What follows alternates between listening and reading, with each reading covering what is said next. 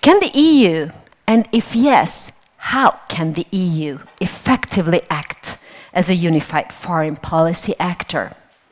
With this and more, please welcome a special representative of the EU for the Belgrade-Pristina Dialogue and other Western Balkan regional issues in Brussels, a Slovak politician and diplomat, a former Minister of Foreign Affairs of the Slovak Republic, having also served as President of the United Nations General Assembly for a year, a key figure in the mediation of the post-conflict crisis in the Western Balkans. Please welcome Miroslav Lajčák.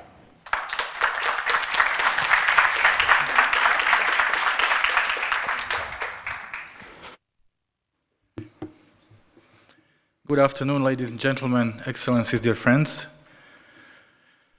I'm very glad to have the opportunity to be back in Budapest. I want to thank the organizers for inviting me and also for offering me the opportunity to speak about a topic which is very close to my heart, but I think it's very important to every person in the European Union and beyond dealing with the foreign policy, namely the question of the European Union as the foreign policy actor. Strong, respected, global foreign policy actor. It is a topic which is as important as it is timely, with conflicts raging around the world, and one of them right at our borders, with a new commission set to take office soon, with our pledge to welcome new members to our union in the coming years, and with the elections around the corner in the United States, our closest alliance partner, which will certainly influence our role in the world. In an increasingly complex global landscape, the need for an effective European Union presence on the world stage has never been more critical. And I believe it is, or it should be, in the interest of all European citizens to see the European Union not only as a payer for deals brokered by other players, but to be a player ourselves. Objectively, making the case for the European Union not just an economic and trade superpower, but also as a strong player on the world stage is easy. Let's start with having a look at hard facts and numbers. We have 449.2 million people. We have a combined GDP of 14.5 trillion euro, that's of 2021, which means we represent 17.5% of the global GDP, or 14.6% of the global trade, and are one of the three largest global players in that field, together with China and the United States.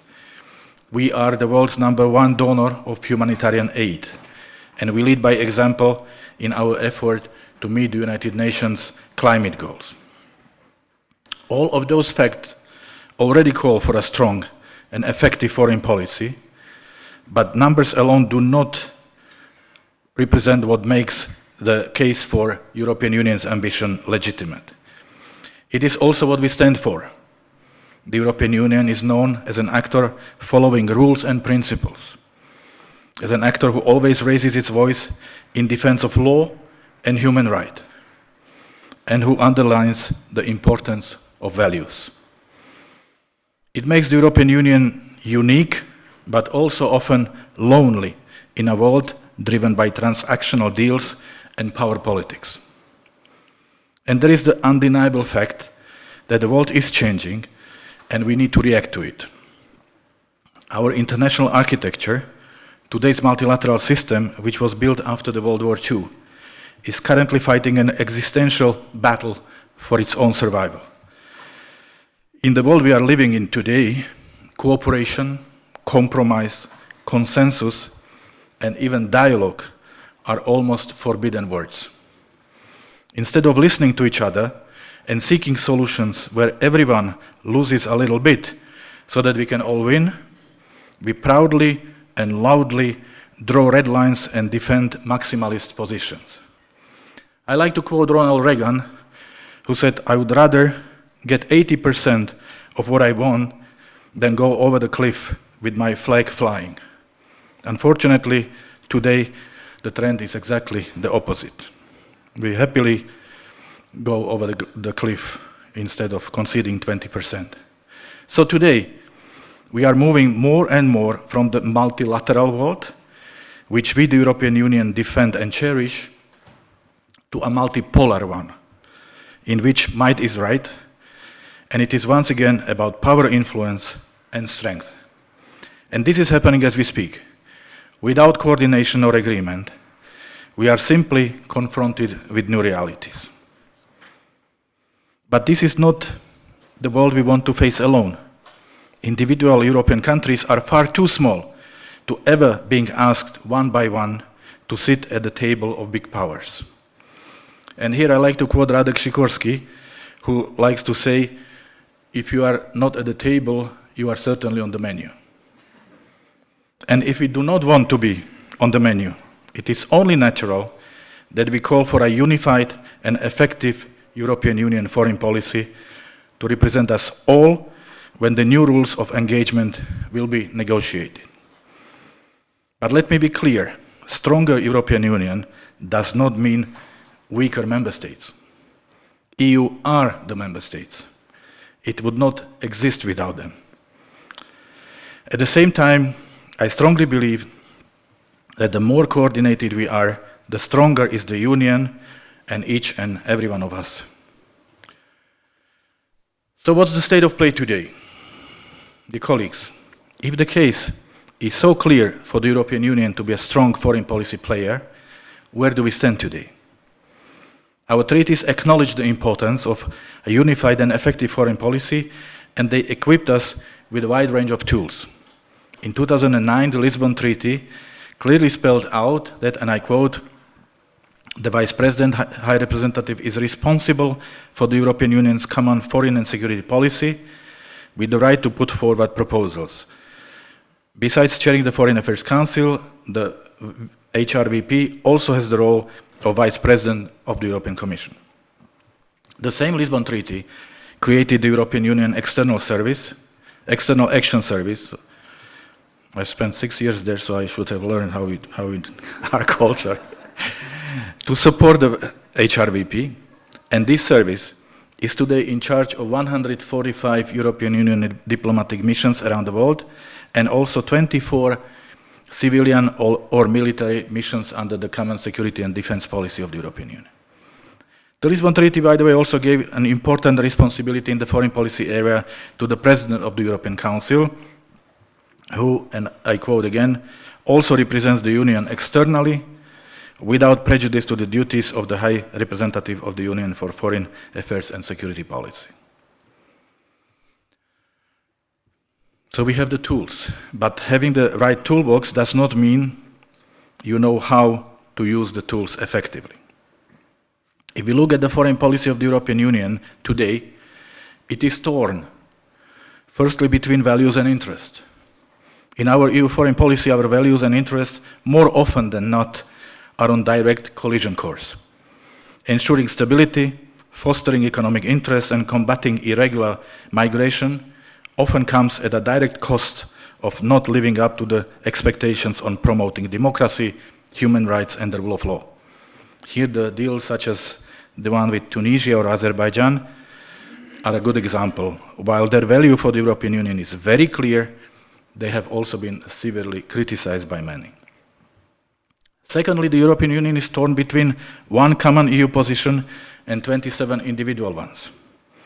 And you often hear that not even the biggest economy or the biggest military power among the EU 27 have the same standing without the backing of the EU as a whole. Yet, unlike on trade or monetary issues, the readiness to support a common position in foreign policy that is not fully aligned with national interests is rather low, and the trend is negative. That means nowadays we see less and less consensus in the foreign policy area. And thirdly, the European Union is torn between multiple, often competing power centers in Brussels. Without going into detail, it has become obvious that often the different addresses along the Rue de la Loi seem uncoordinated in what is in the best European strategic and economic interests. As a result, we are slow in reaching a complicated consensus, slow in reacting to events which call for an immediate response. And at times, due to the absence of a coordinated position, we are speaking with too many voices, making it impossible for our partners to understand what is it what we think and what is it what we want. Dear friends, I do not want to sound overly negative, so let me also mention that Europe has managed to build strong long-term partnerships around the world through trade, development cooperation, humanitarian assistance, and institution building. The European Union has played a crucial role in negotiating and supporting the Joint Comprehensive Plan on Action with Iran. The European Union agreed on the Stabilization and Association Agreement with Kosovo, despite 5 of its members not recognizing Kosovo's statehood. The European Union stood united in its support for the last year's agreement on the path to normalization between Kosovo and Serbia, because the initiative of a few was recognized being in the strategic interest of the entire Union. And maybe the most noteworthy recent example is the European Union's quick and robust response to Russia's invasion of Ukraine. Regardless of sometimes different views of the roots of this conflict, member states not only took a strong and united political stance from the beginning, but also adopted a series of solid packages of sanctions at a speed unusual for our Union, simply because they were all unified in understanding that the war is not acceptable. The European Union stood and is standing by Ukraine diplomatically, financially, and militarily, including by offering Ukraine, as well as Moldova, a clear European Union membership perspective. And as a paradoxical consequence of the war, the European Union rediscovered the importance of the Western Balkans. It realized that it has some unfinished business there, some unfulfilled promises in the region, and namely enlargement and the EU membership. For us, the European Union, it is as important as it is for the Western Balkans that the countries in the region achieve their European ambition. Because if we cannot make a difference in the Balkans, why would we ever be considered a relevant player on other issues? Excellencies, dear colleagues, the world around us is changing rapidly. New players are emerging and rules do no longer apply, and we need to be able to react. And it calls for an effective and united European foreign policy.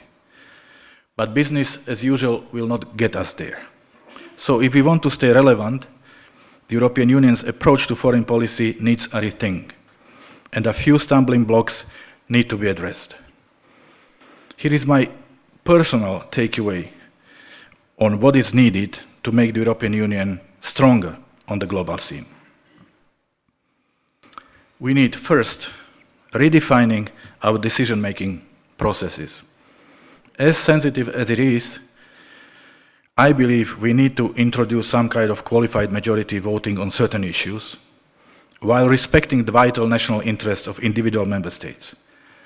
This is essential to enable us to act more decisively and respond swiftly to global challenges and reduce the impact of divergent views.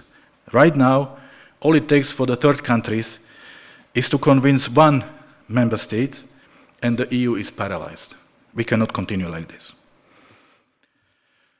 Secondly, we need to invest in our European diplomatic infrastructure. The EES, European External Action Service, plays a crucial role in this regard. But we need even more integrated diplomatic network to be able to present a unified front and engage more effectively with global partners. And this also means strengthening the link between the EEAS and the member states' diplomatic services.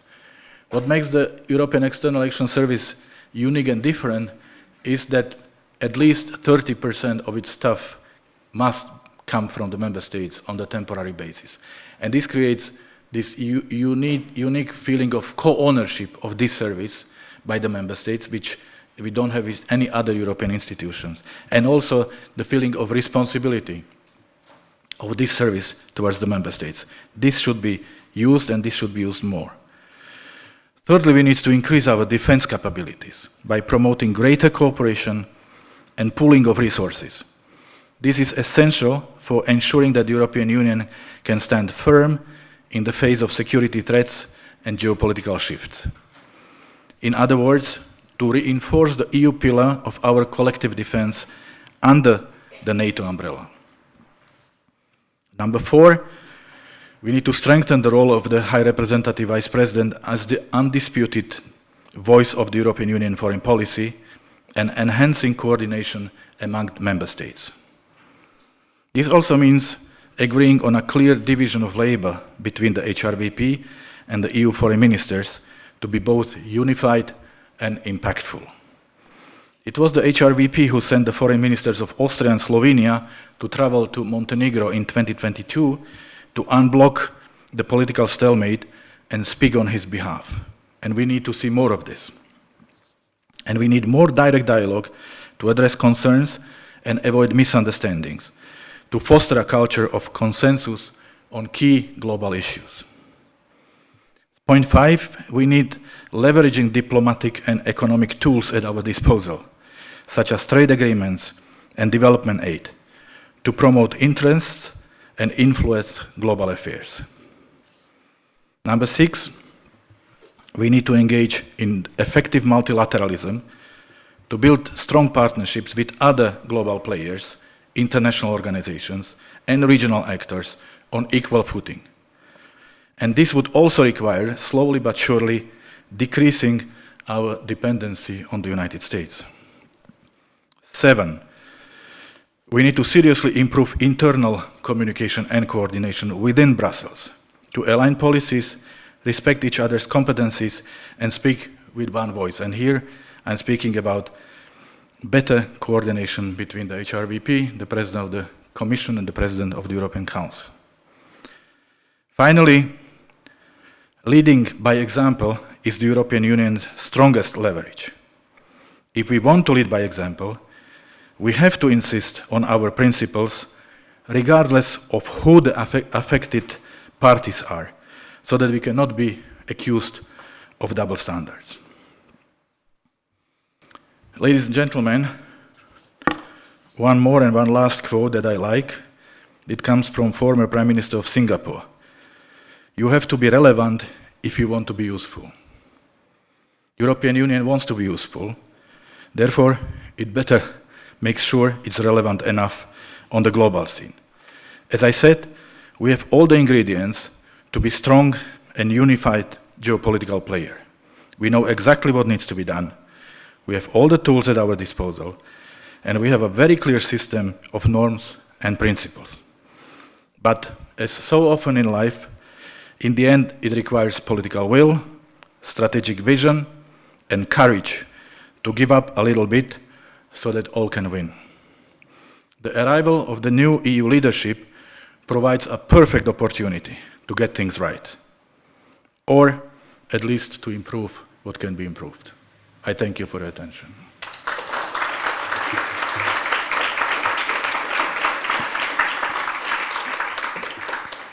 Thank you so much for this very powerful and very insightful message that really inspires a lot of questions. And so I'm happy to say that our keynote speaker is open to taking questions from the panel. We have shown the QR code, so please send your questions to Slido.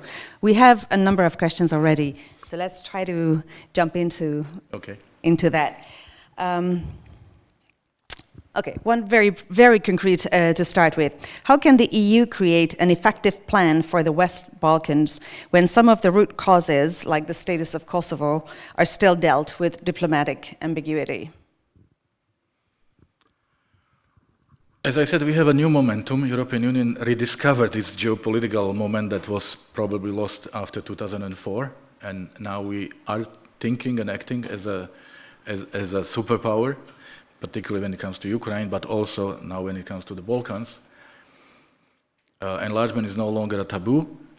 Enlargement is seen as a geopolitical necessity, but it's also seen as a political impossibility, because there are so many challenges in the region, among the countries of the region, and also between some EU member states and the countries of the region. So the best we can do is to offer them credible membership perspective that they can trust, as it was the case of Hungary, as it was the case of Slovakia, but it has not been the case lately. And we also need to have the process which is transparent and which is respected not only by them but also by us. No moving the goalposts, no additional goals. I do believe in the pooling effect of the European integration, and we could see this in Bosnia and Herzegovina right before the March European Council, which was due to decide whether or not to invite the country to start accession negotiations. And all of a sudden, every politician in Bosnia and Herzegovina is only speaking about Europe and about the hope to get this invitation. So the effect is there. But you have to have the trust in the process. You must know what the process contains or entails, and you must know that if you have done everything you have been asked to, you will get what you have been promised. Thank you. Another one is a broader one. The question is, has the war in Ukraine had a positive, a negative, or a no impact on the discussion on the EU as a foreign policy actor?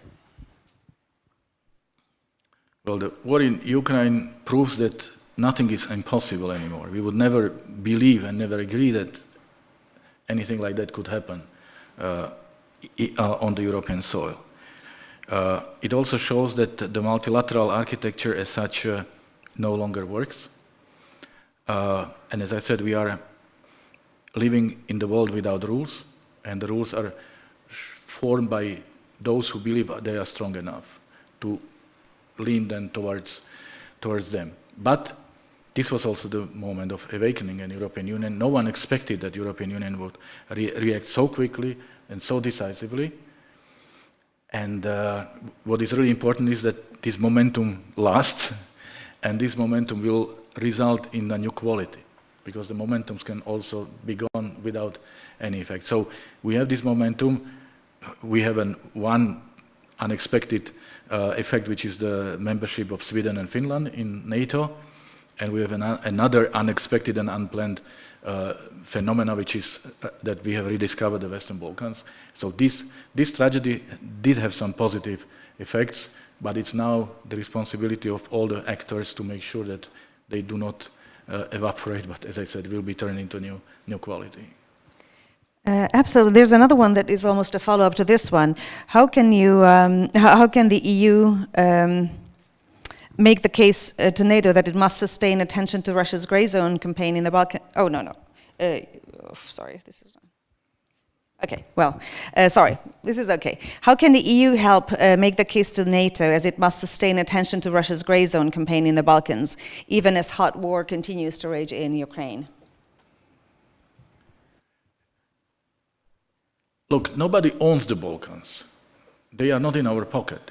I mean, they are countries which make decisions about their future, and it's really about whose offer is the most attractive. And it's visible and obvious that our offer for them to become members of the European Union is the most attractive. But if we are seen as not credible, then of course other players enter. It's us who is creating grey zones. And the other actors, particularly Russia, is using these grey zones because every mess we have in the Balkans distracts our attention from Ukraine. So obviously this is happening as we speak, but this is not an excuse for us not to be serious in our dialogue with the Balkans. So way too often we are hiding behind the third actors when we, as the first actor, are underperforming. And when the partners are disappointed with what the European Union is doing, how they are being treated by us, then of course they look, is there any other offer? But I said, our offer is the best. And we have to make sure that we will not become the third actors in the Balkans. But right now, this is not the case. Right now, it looks like we say this time it's for real, and the region trusts us that this time is for real. Fingers crossed. How can we ensure protection of vital state interests and qualified majority voting at the same time? Based on everything that you've said. Yeah. By proposing this, I am entering the stormy waters, I know, because this is a very, very sensitive issue, extremely sensitive issue. First of all, we have not started a real discussion. So we hear statements, but the issue is not really on the table. And we remember how the Central Europe was outvoted in a shameful way in 2015 on the issue of migration, which instead of having the discussion, a real discussion about the issue, this must not happen. It's impossible that you would be outvoted on the issue that has direct impact on your national interest. But at the same time, we have consensus on issues that really do not require consensus, like opening negotiating chapters. You don't really need consensus for that, because then we are politicizing something which should be a normal issue. So I trust the intellectual capacity of the EU and its member states, and I believe we need to have this discussion so that you cannot be outvoted in issues that can have negative impact on your country, on your national interest, but at the same time we will limit the space for blocking the consensus for issues which are unrelated. So otherwise, as I said, I am on a sensitive mission currently, and I can see it, that the partners are lobbying among the member states. They said, you convince one and the EU no longer exists. And this is not the situation we can continue existing with if we have this ambition. Okay, this is a tough one. The same people who are against a common European foreign policy are also criticizing the European dependence on the US. Your reaction? I think we speak more than we do. I mean, we need to define what the common European defense policy and security policy is, and it must not weaken our alliance with the United States. But we have to make clear that we are not speaking of building a parallel system. That's not realistic, that's not possible. But as I said, I mean, strengthening the European pillar under NATO umbrella, it's something that will help the European Union, which will help the United States, which will help the NATO. So again, we need to define what it is what we are talking about and what it is not. So we need the strongest possible alliance with the United States, but we must not be dependent on the United States, because we have seen this with Mr. Trump, that we might be then left alone and unprepared. The next one is about enlargement. Okay. Easier. Do you think the EU and its member states have overcome the so-called enlargement fatigue? Yes, but in the meantime, the region went back, and it's, like I would say, less ready for enlargement than 5 years ago or 10 years ago. Because there is no such thing as standstill. You either move forward or you are moving backwards. So that's why the EU will have to deal with issues which it did not have to deal in previous enlargements. You still have the issues of national identity, issue of ethnicity, issue of borders. The Balkans still relive the war of the 90s. It's still present in daily politics. And if we look at the time distance since then, can you imagine Europe in 1970 or 1974, where the Germany and France would only be speaking about who did what to each other, instead of building the European project? But this is what we have in the Balkans. So it's a huge challenge, because we need to understand that it's not a mechanical process. It's not about ticking the box, about meeting the benchmarks, about closing chapters or clusters. This is really about addressing the deep grievances that are still present in the Balkans, and it is about offering the best European solutions for the Balkans, if we are serious about seeing them as the future members of the European Union. Fantastic. There is the flip side of the same question. How can the EU maintain the remaining enthusiasm towards accession among the citizens of the non-EU Balkan countries without actually letting them into the club? Yeah, that's a tough one, because we had the last 2 years where I like to call them the years of poetry, when we said all the nice things about the unfinished business, organized several high-level meetings, summits, EU, Western Balkans, invited Ukraine, Moldova, Bosnia and Herzegovina to start accession negotiation, opening this process for North Macedonia and Albania. But now we are entering, or we have entered into the prosaic part of this process, which are the negotiations themselves, which are technical, which are painful, where the individual member states will fiercely defend what they see as their national interests. And how not to lose the vision in this technical process, how not to lose the momentum through this technical process, is one of the most serious issues that we will have to think about and to take care of, so that we will not be overtaken by national interest or national egoism, or even in this process. How would you address the Russian influence in Serbia? With the EU being a major international assistance donor to Belgrade, Russia still seems to have the upper hand. I don't think it does. It's very much present throughout the society.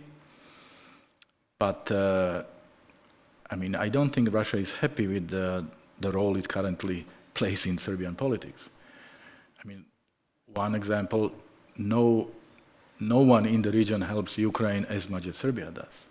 I mean, they have provided ammunition worth more than €1 billion, which is, like I said, one of each 3 pieces of ammunition comes from Serbia. So it's, again, we should not draw conclusions based on statements or on headlines. We need to see deeper into what is done, actually. I'm not saying Russia is not that. Russia is very much present in the society. It's a reality, and this makes our work more challenging to convince the Serbian society that what we offer is much more attractive for them and for the children and for their well-being than what Russia has to offer. An easy one. What is the role of the EU in ensuring security of critical national infrastructure from Russia and China?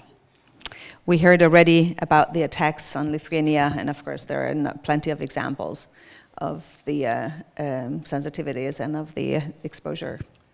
This is a question that probably did not exist 5 years ago, but it's now very much on the top of a list of our concerns. And High Representative Borrell says that in the last 2 years, he's way more the High Representative for the security policy than for the foreign policy.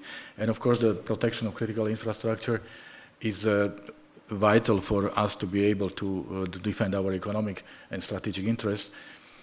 So what we need to do is, of course, to pool our resources, to coordinate better, to make sure that we know what are the priorities, and we set aside necessary financial sources for all this. Thank you. One last one, and it takes us back to the qualified majority voting question. It seems this is really provoking a great interest and a lot of questions. So one last round of your thoughts on this.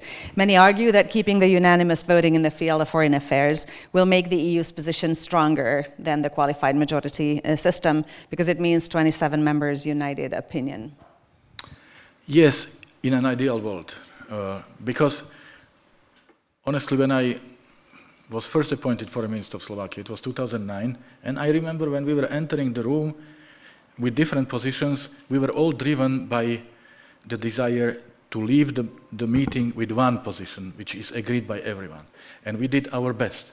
But over the years, unfortunately, I see this determination decreasing. And you have member states who are even proud not to allow the European consensus on issues which clearly do not affect their national, vital national interests. So therefore, had we lived in an ideal world, I would be wholeheartedly supporting the unanimity decision. But now we really have to not allow those who want to make European Union impotent as a foreign policy actor because of their national interests which are not the European interests, and we need to address this. We must not allow the fact that we are way too often blocked by the position of one member state which has nothing to do with the European interest. On this note, I would like to ask you to thank our speaker, EU Special Representative and Minister Lajčák. Thank you for joining us, and please join us next year as well. Thank you very much. Thank you. Thank you very much for your attention.